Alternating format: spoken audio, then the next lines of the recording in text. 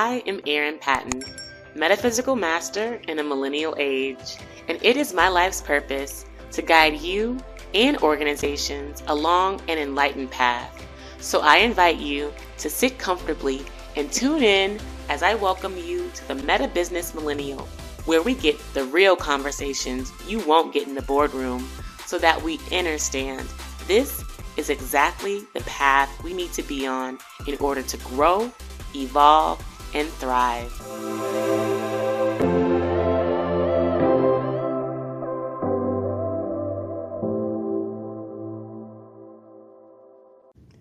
Greetings, I am Erin Patton and welcome to the Meta Business Millennial podcast. I am so happy you joined us here today to really up-level yourself, learn more about the world, and really just tap into your inner goddess energy. That's really what this is about, your feminine power. And if you haven't already, I invite you to follow me at I am Erin Patton across social media. It's an opportunity to lock in with me and my work, especially around business and metaphysics. And today I am just so honored to be joined with the illustrious Miss Dominique Luster. She is an archivist and the founder of the Luster Company. And I'm just really amazed by her and her work because I actually didn't even know what an archivist was before I met her. So it was an opportunity for me to learn, for you to learn, and for us to grow in our knowledge there. So welcome to the show, Dominique. Thank you so much for having me. That was such a kind introduction. Thank you so much. Yeah, you're welcome. And I, want to jump into, of course, who you are and where you come from and all those things. But I think first we want to understand and just get a sense of what is an archivist, because like I said before, I didn't even know what that was before I met you. And I'm sure there are a lot of people that are tuning in that don't know. So go ahead and just spend a little bit of time just defining like what you do.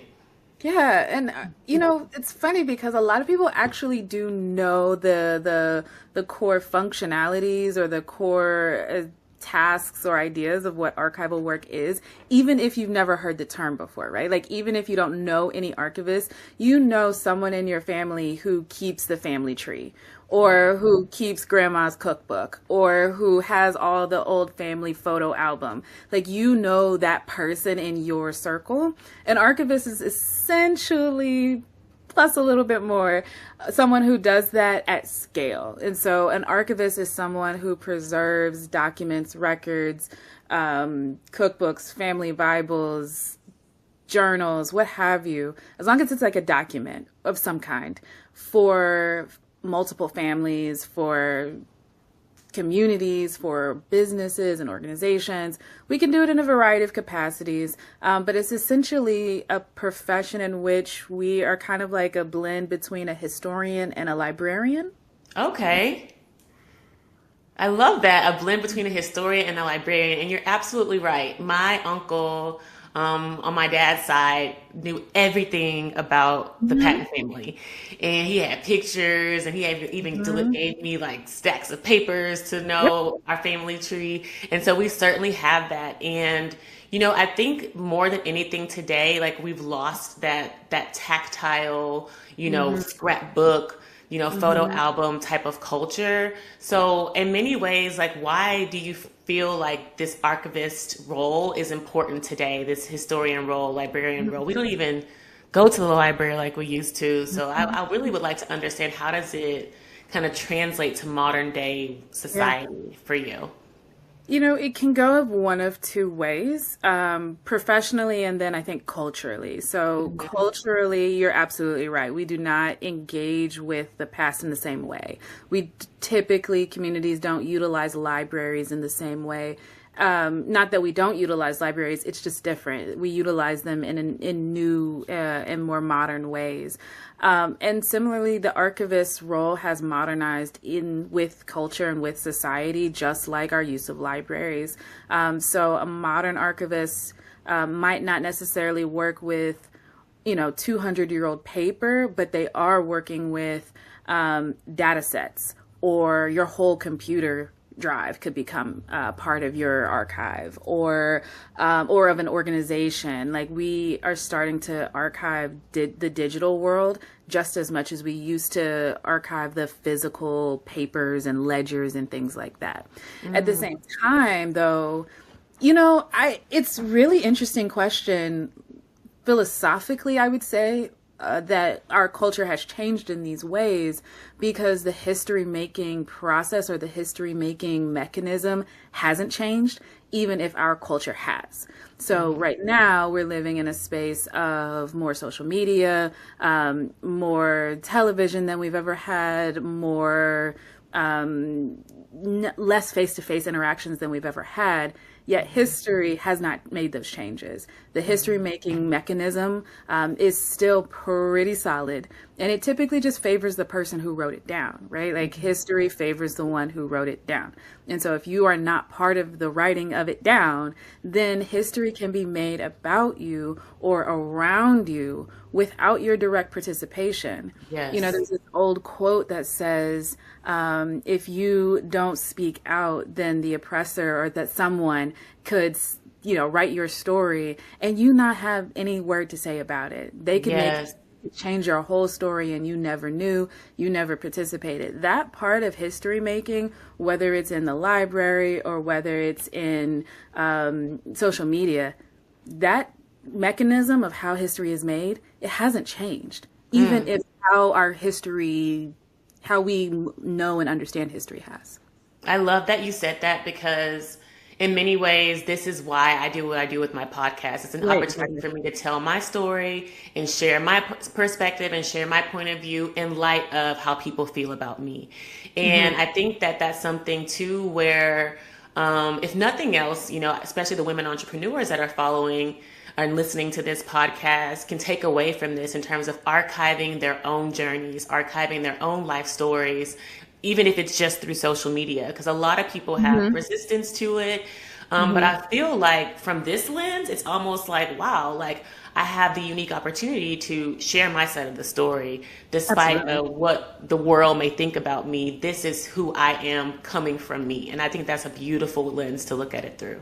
Absolutely. You're 100% spot on. And if I may, I would even encourage the listeners to even take that as the launching point, but don't end there. I wouldn't want somebody to create these beautiful storytelling platforms, right? Whether it be a podcast, maybe you're out there writing that book, maybe you're starting that business, whatever it may be for you. Don't just create the thing. Start there. Absolutely start there, but keep going. You have to preserve the thing and archive the thing and be mindful of who owns and what platforms own your things. Yes. Creating something and putting it out there on social media or on our podcast platforms around various distribution sites.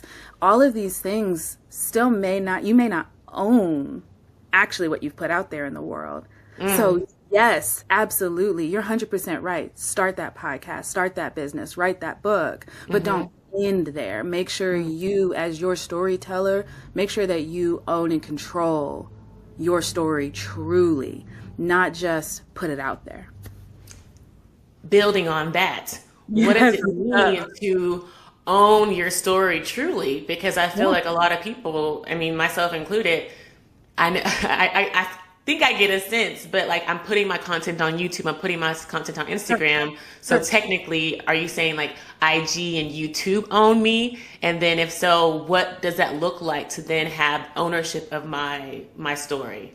Yeah, it's not cut and dry. I don't want it to seem like it's one or the other, but let's say hypothetically you create your podcast and you put them on a platform like YouTube or like Instagram or what have you. And one day, I don't know if this is actually going to happen, but one day those companies no longer exist. What happens to your stuff? That part. And I'm not the person that has the answer to that. I am not a computer scientist or a technology guru who can, I don't know. But as an archivist, I can absolutely advise. It's just the question of if YouTube didn't exist tomorrow, what happens to your stuff? Is that the only copy? And or let's say there's another swing of it from a business owner's perspective. Your intellectual property, especially as women and women of color, your intellectual property matters, and protecting that, I would highly encourage any woman business owner to be very mindful of what platforms you are using and what are the user terms and conditions of that platform. Does that platform own the content that you put on it, the photos or the videos? Can they sell that content for their own marketing means? Can YouTube take screen grabs and sell it to another retail agency for photo frame fill-ins without your permission? There's a lot of things that I would just encourage you to look into in order to protect your story and to protect your intellectual property. Yes, very, very true. And I mean, just from a very simple point of view, like for example, with my podcast, I download them all, I save them on my hard drive, like I have them set aside for just that thing. Like if YouTube were to shut down today, like where would all my content go? So for women entrepreneurs out there, if you don't have this backup mechanism already built in, like I'm so glad Dominique brought this point up. You want to make sure that you are holding on to and archiving, if you will, yes, your content and your creations so they can be there to tell and speak to your legacy. Absolutely. And I would even build on that one step further as to offer a very practical solution to this.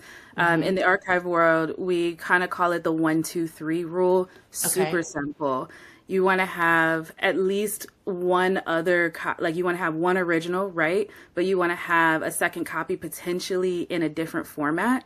So, and forgive me because I'm not a podcaster or a filmmaker, so I don't know necessarily all the technical terms, but let's say hypothetically that you download this podcast on an MP4 format.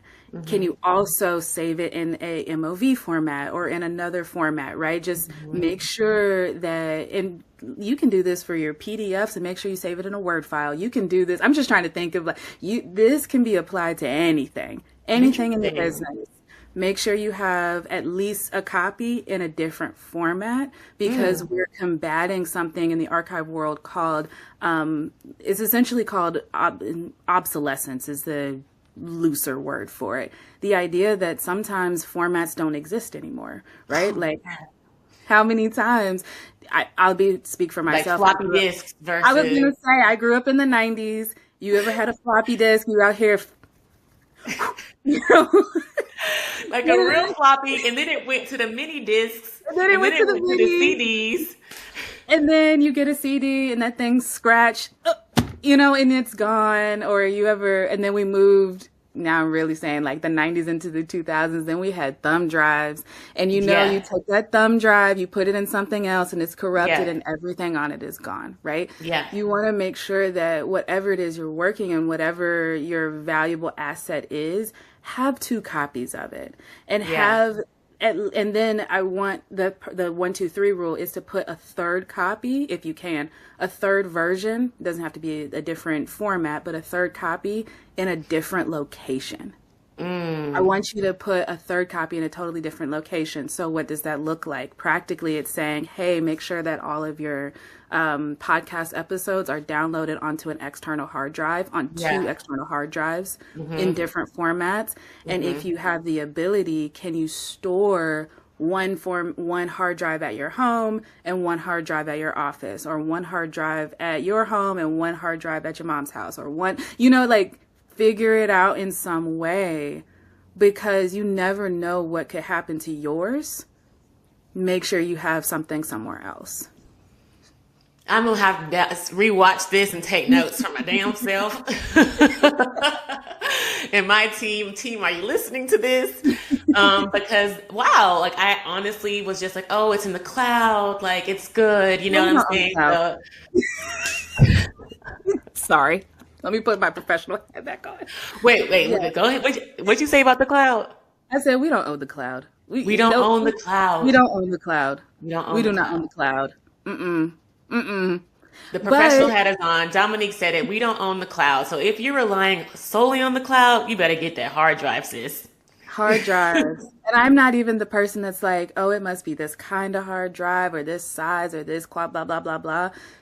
You should probably talk to a technical expert about that. I am not the one. I'm just want to encourage people to have at least 2 different formats and at least a copy somewhere else. Especially, you have to think if you live in, everybody's different, right? But if you live in an environmentally sensitive area, California, Florida, the East Coast of the United States, places where there's hurricanes, fires, floods, tornadoes, earthquakes. Like if you live in a environmentally sensitive area, please have your things backed up somewhere else. Yes, agreed. Wow. Well, that conversation took a whole different direction. I didn't think it was gonna go. Like now we got really back. Yeah. But yes, thank you so much for those insights because women entrepreneurs, we are like consummate multitaskers. And a lot of times the last thing we're doing is that more masculine task of security and that the storage and making sure that our work is actually secure. And I really think that that's a beautiful segue even into like, how did you get into this work to begin with? Because obviously your work is really around securing and protecting the legacies of families, of cultures, of communities likely around the world. And obviously there must have been something in your childhood or some experiences that you personally endured or went through or overcame that really made this so purposeful for you. And I would love to know that story. It's a kind of a two-part story. I grew up in Kentucky, so Black girl from Kentucky.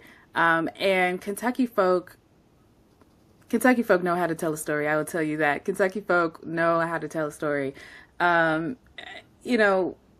You grow up, maybe it's like this other places too, but you grow up and you hear about your mom and them or auntie and them and this thing that happened 42 years ago and then so-and-so never got over it. And to this day, they're not allowed to make chicken or bring the mac and cheese to the cookout ever again because once upon a time they messed up and they put something instead of cheddar and grandma didn't like it. You just hear these things growing up and it has a rhythm to it, if you know what I mean. Like there's a cadence, a rhythm, a vibe to that level of how, particularly at least at my family, how Black women told stories. There was this rhythmic cultural heartbeat to how the women in my family told stories. And you grow up with it and you don't know anything different, right? You just, that's just how we talk. But as I grew and went to college and had other experiences and moved around the country and learned and tried new things and studied abroad, I learned that actually how my family tells you stories is particularly unique. And when I was in college, I came back from Germany where I was studying abroad, very different storytelling culture in Germany. And I needed a job on campus because I was coming back. You're basically starting fresh. When you were studying abroad for a long time, you're coming back, you need to find a new place to live. You need, you starting fresh. Yeah. I had to find a job and the library was hiring. And I was like, oh, cute. That'll be good because, I got classes and I got everything going on. I'm going to just sit at this desk and check out these books and it's going to be great. Yeah. And it was an archive job and I had no idea what that was. I was just out here applying for jobs across campus because I didn't want to work in the dining hall. Like I was just like, I just need to find something where I can sit and do my homework. Yeah. And I was like, it's going to be great, but it wasn't, it was fantastic, but it wasn't that library job that I thought was going to be this sit and look pretty thing. It was actually introduction, hands deep into the university archive. And I was like, oh, I didn't even know what this was. I was just trying to find a job. And they were like, oh, no. You need to take these 300-year-old letters and preserve them. Like, this is now your assignment. Go forth. And then it was like, oh, here's this historic poster collection. Go do it. Here's this women's advertisements collection. Go preserve it. Mm-hmm. And it was this hands deep, just learn by experience job where I was mentored by a Black woman who said to me, I remember she said to me, like, this is a profession, right?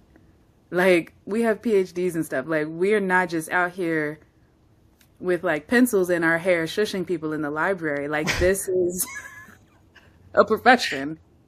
And I was like, no, I had no idea. And she was like, yeah, like respect it, like learn some things, learn how to do this because we need more people who look like us working in these spaces and doing this work because preserving African American history and culture does require a particular lens to it. It requires a particular understanding to it, that vibe, that culture, that rhythm. You can feel that in the historic papers. When you listen and when you work with historic material, you can feel that vibe. It isn't just my family. It's 200 years of my family and many people's family. And so I was, I guess, nurtured, inspired, mentored by a Black woman into the field. And that had to be, I don't even know, 10 some odd plus years ago. Wow. And what an honor and divine alignment for it to actually be someone of color, a woman of color that was mentoring you, because I don't know how often I've seen a woman of color, a Black woman especially, at a university archive. And so that is a beautiful opportunity to really learn in a way that really resonates with who you are, how you grew up, and where you came from. So I think that's really beautiful.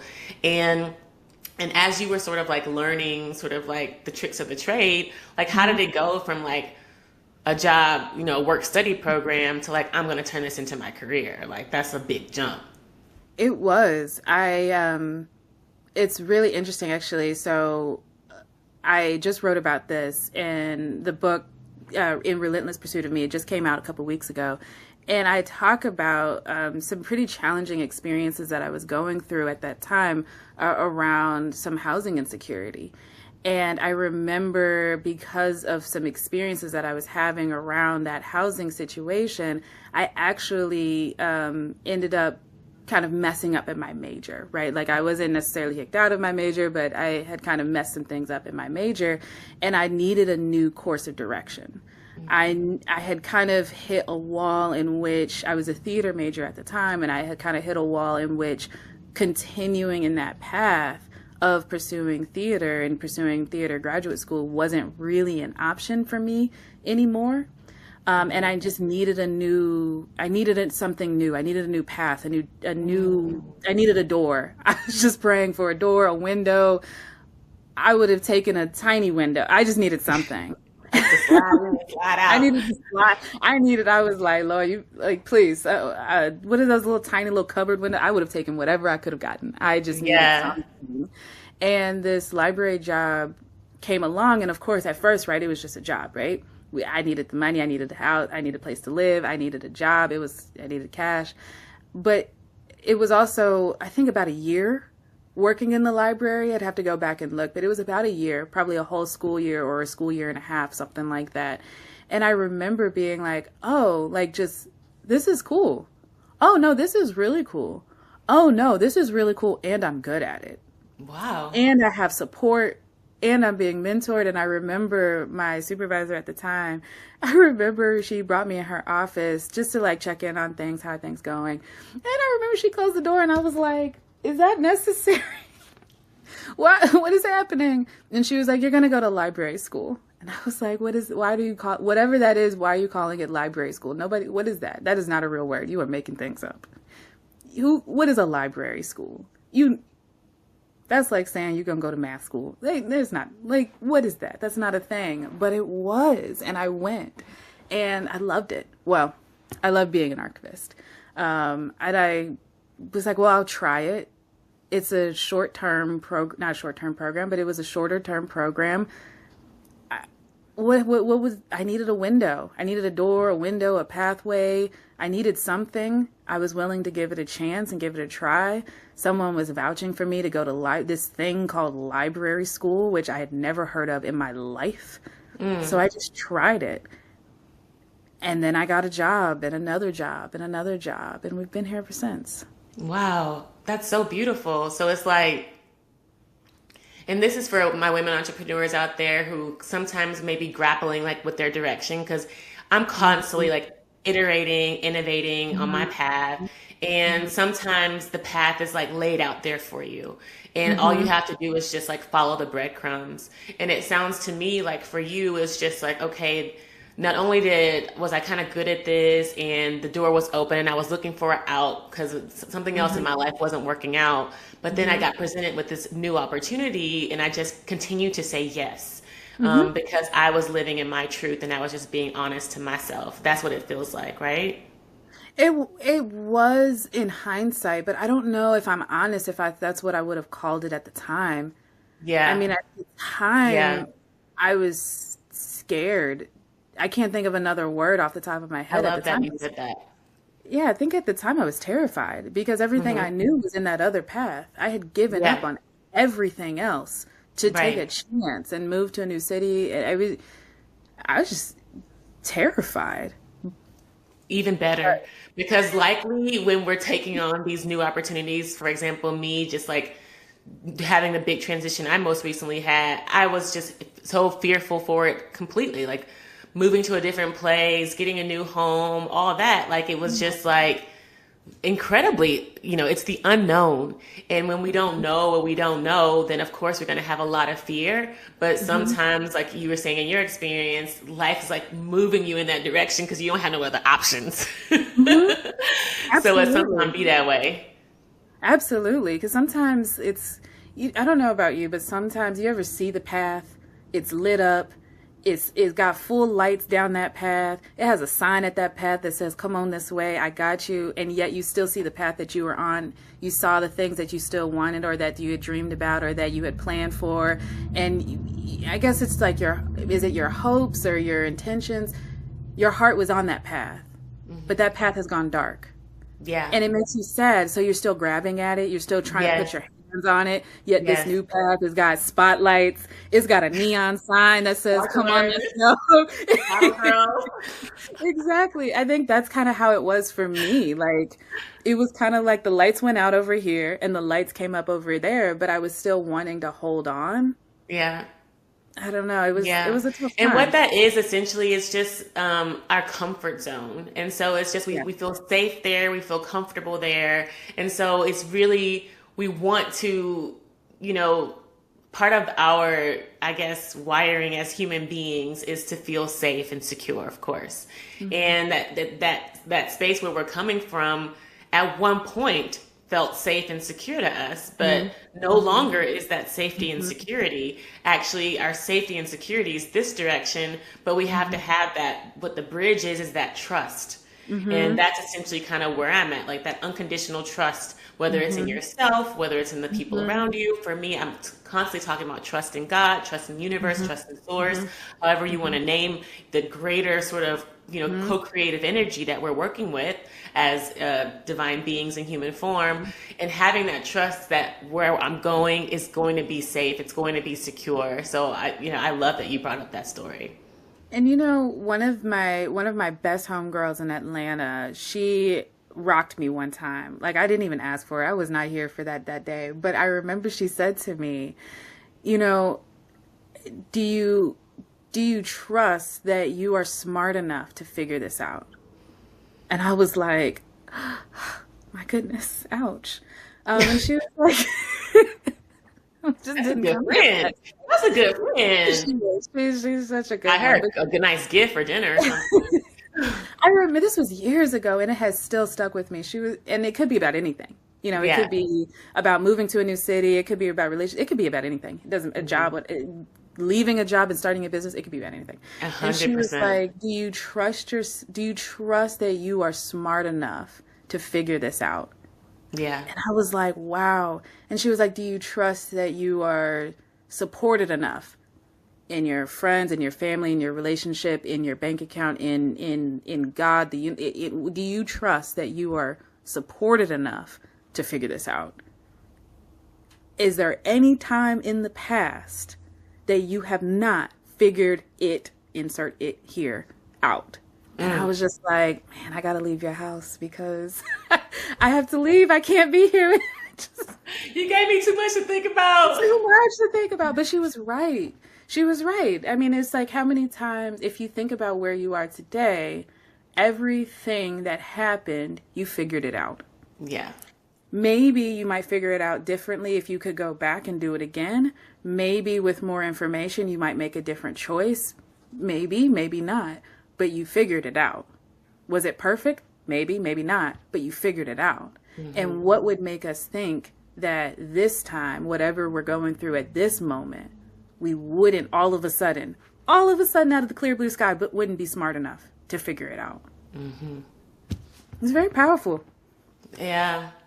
And I think that trust in self is the biggest one, because sometimes too, like, putting that trust externally is like, okay, yeah, trusting in God, yeah, of course. But at the end of the day, like, do I trust myself? Which in many ways is the same, and do I trust that I have the skills? Do I trust that I'll be able to pay my bills? Do I trust that if I can't pay my bills, I'll find a way out? And I think that that is really the work, because so much of our programming is around doubt and punishment.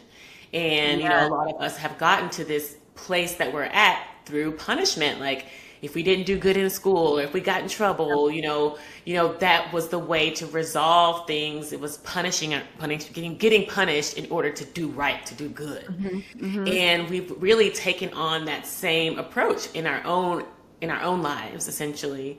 And so by removing that punishment, by removing that doubt, then we are starting to activate and move more in that trust for ourselves, and trust in our abilities, and trust that we are going in the right direction. Absolutely. I love it. I mean, I think it took me a while, and as I've gotten older, I have realized that trust is a skill, just like so many other things are skills, just like finance is a skill, and public speaking is a skill. Yes. So trusting yourself is a skill. I love that. I don't know if anybody else would agree with that. That's okay. But I believe that it's a skill. You have to build up a muscle, I think. I would call it a muscle of of trust. Yes. Ooh, yes. Snaps for that. And so this is a Meta Business Millennial. We've been talking about some juicy stuff, but I really want to get into your business at the Luster Company. And I want people to really start to understand what it is that you are doing in the world, because it is so powerful and so necessary. So I don't know, pick maybe one of your favorite projects, or maybe one of the most hallmark ones. I don't know, whatever feels, most aligned for you, and share with our listeners what it is that you do and how you make your work come to life. Absolutely. Thank you for the opportunity to share. It's been a really amazing journey. As an archivist, I have historically always worked inside of organizations. So whether they be universities, museums, governments, what have you, I have worked in a variety of different organizations, but I wasn't quite sure what that field might look like outside of the traditional pathways. So that trust that we were literally just saying was the Luster Company, because we don't really have a lot of examples of these independent businesses in my industry. So we are an archival consulting firm, which isn't necessarily a phrase that I've made up, but it's essentially what it is.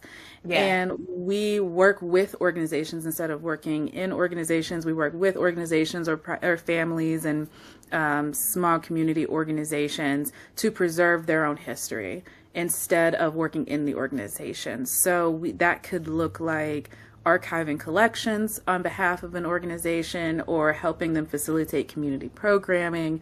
An example could be, we worked with a university who was interested in doing an oral history project. So they wanted to capture the stories of some of their earliest African American students. So these would have been students who started attending this university in the late 60s. In the mid to late 60s in the American South. And they were saying, hey, that's a particularly unique experience, and we want to make sure that as these individuals are getting older, that we're capturing that story of what was it like to be a Black student on this predominant campus in the American South in the late 60s, early 70s. And so our firm had the opportunity to partner with the university to work with the individuals on capturing those stories. So we conduct all of the interviews themselves, but we also work with the interviewees on understanding what this means. What is an oral history if you've never done one before? What are you giving over to the university? What does being a part of an archive as a living person mean? And so we got to work directly with the interviewees, and we worked with the university and kind of the bridge that gap, because the university may not have spoken the community's language, and the community didn't really care what the university had to say. So, helping to bridge all of that and to produce these series of oral histories was really inspiring and powerful. And that's the kind of work that I particularly love. And where do these oral histories live? Like, I mean, I know that it takes a lot of work to capture and store, but like, for example, like, obviously you do a lot of work with museums, so those go on display, but for other kind of projects, like where do a lot of this work, where does it live? Most of it will live with the organization that has the work being done. So, for example, the oral histories live with the university that they're being done in the Archives and Special Collections Library on campus. So they become archival objects that now are deposited, just like if you were to donate your great-great-grandmother's diary to an archive. These oral histories become a very similar object that are donated to the University Archive and Special Collections Library. What does that mean is that a student, a scholar, a family member can go to the university's library and archive. You can go on the website actually and search your ancestor's name and their interview will pop up. Wow. But it also means that every bit of technological infrastructure that the university has around storage and data and servers and multiple locations, like all the infrastructure that the university has, that oral history now has, because it's protected in the same library. So that's kind of how they work. Okay, cool. I mean, this is so enlightening because I know that a lot of people, and this kind of brings us to our next point, are, for lack of better words, ignorant. Now, and I'll just say it for myself, ignorant about my family history. I mean, I barely know, like my grandmother, my grandfather's name. Like I went to go do get a birth certificate for my mom, and I literally blanked on her dad's name. Like that was, I felt so bad in the moment. I could like text my aunt, like, what's my grandfather's name? Like it was embarrassing. And so I really wanted to have you kind of share with us like an opportunity that we can all dig into to really start to unlock, if you will, our history, and not just our history, her story, but our how can I dig a little bit deeper? Because it's deeper than just her story. It's really our DNA, like our lineage, like where we come from, helps to really inform who we are, what we need to heal, and how we can move forward. And I really want you to kind of share that with us. That'd be really great. Absolutely. Again, thank you for the opportunity. I would say there's two paths that you could take. Depends on you. Each family is different. Each woman in each family is different. So for the listeners, take the path that fits you best. But I want to say that one really meaningful way is that oral history. Sit down with your mother, your grandmother, your great-grandmother, if your great-grandmother is with you. Get that recording, get that oral history done. And I want to release the idea that it has to be a professional archival oral history. Those are what we do. We handle the technology, the filming, the miking, the lighting, all those things. You don't need to do that. If you have a phone, and if you have a voice memo on your phone, just think about next time you're in the kitchen with your grandmother or your mother while they're cooking. Ask their permission. Always have consent. But maybe it's just turning on that voice memo while y'all are in the kitchen laughing and cooking, because I promise you 20 years from now, you'll really want to hear that sound and those voices. It will mean a lot to you. Yeah. So I like to always offer a kind of low barrier to entry way into the archive world. It does not have to be all the lights and stuff. You could literally use your phone. If you want to get real fancy, get yourself a tripod, set up your phone, and sit down with the woman in your family, your aunt, your mom, your grandmother, whomever, and record their story. Ask them about their childhood, because I bet you no one ever has. No one probably has ever asked to interview them, and they would be thrilled to tell you. You'd be surprised. So that's one way to go. The other way to go, the other exercise that I like to offer, is simply just being able to learn more about your matrilineal line. And I think the best way to do that is to... And what's a matrilineal line?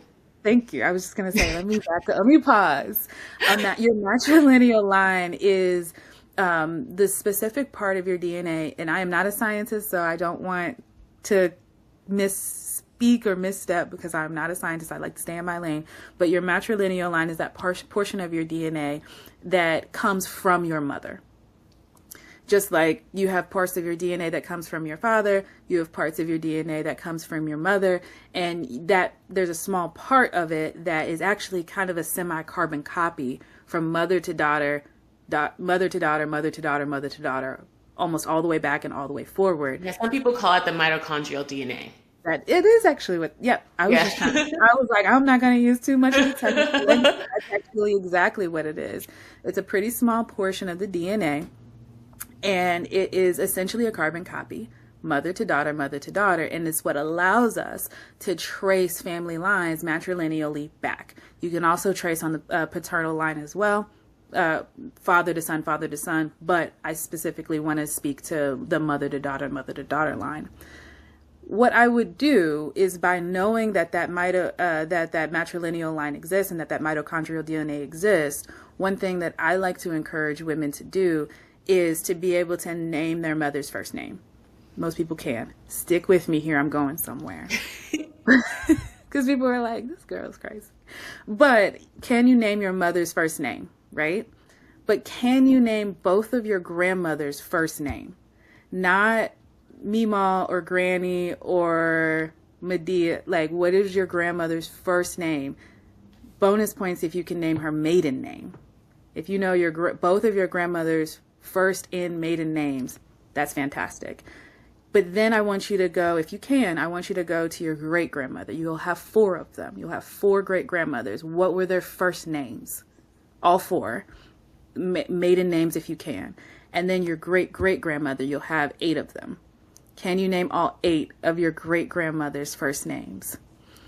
What you would then do, what I have done for my work, is to be able to trace my mother's line all the way back to about 1824 or so. So it's about 200 or so years of women that have survived a lot, who have laughed a lot, who have cried a lot, who have endured a lot of pain and suffering, but who have also grown and succeeded and triumphed over a lot.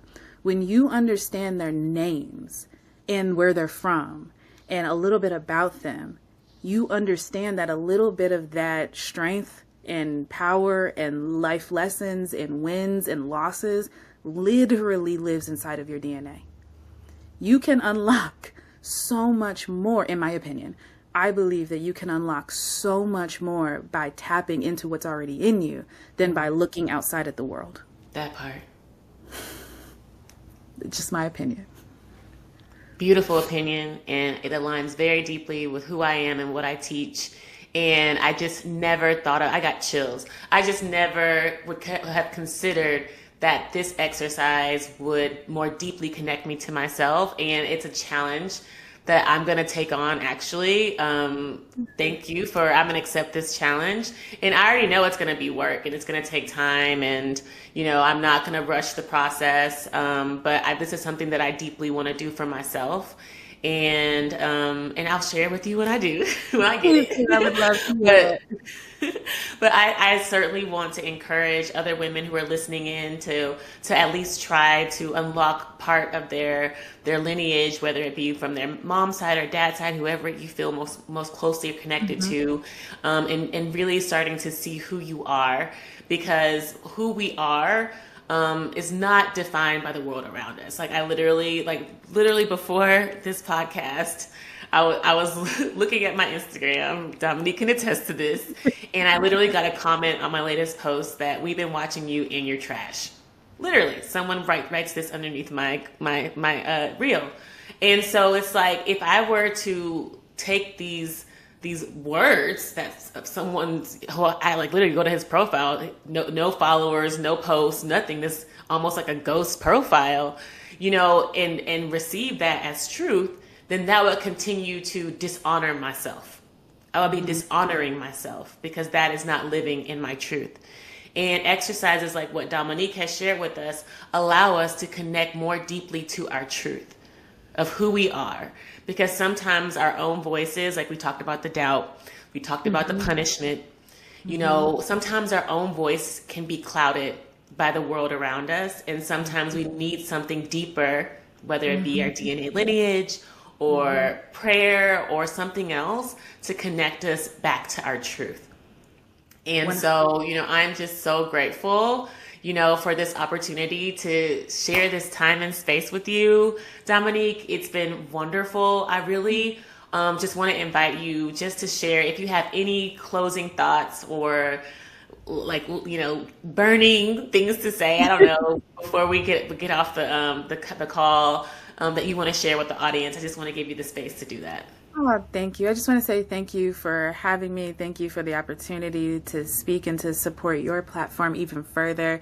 And I would say that if there was one last tidbit that I always like to leave with, it's just to remind particularly women entrepreneurs, but all women just in general, history truly does favor the one who wrote it down. I know I know it sounds a little cliche, but history favors the one who wrote it down. And so I just want to encourage you to write it down, write your story, tell your story, make that podcast, write that book, whatever that looks like for you. But if you don't tell your story, someone else might, and you might not like how it gets told, but you didn't tell it. So you can't really, it's hard to go back and to change it. I just want to encourage every woman out there to get ahead of it and to tell your story and to make your point in the world however you wish to be remembered, because it's up to you. I love that. History doesn't favor the brave alone. History favors the brave and the one who wrote it down. Who wrote it down. And the one who documented it across formats, across different platforms. Different locations. Yes. Okay. Don't forget those tips.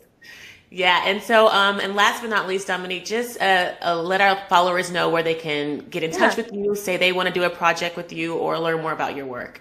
Absolutely. You can find us pretty much everywhere at The Luster Company. So that's thelustercompany.com, The Luster Company on Instagram, The Luster Company on Facebook. Wherever you are, we are at The Luster Company, unless you're on X, because that one moves faster than I can handle, and I just don't know how it works. Yeah, I feel you. I love it. Well, thank you so much for your gifts and for your offerings to the world.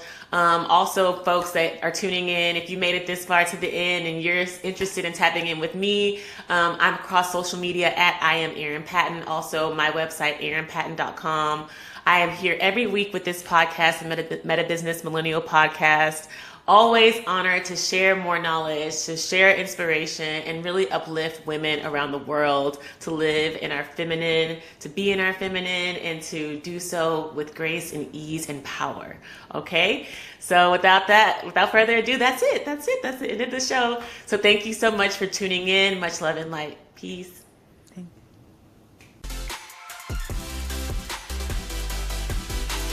Did you really love this episode of the Meta Business Millennial Podcast? Well, I am honored, and I appreciate you subscribing, leaving a review, and sharing it with your friends, because your feedback allows us to co-create more enlightened conversations. And if you're interested in growing your soul now, head over to my website, erinpatton.com, to find all the show notes, links, and free resources to get your energy activated today. In the meantime, stay bright, my friends. Much love and light. Peace.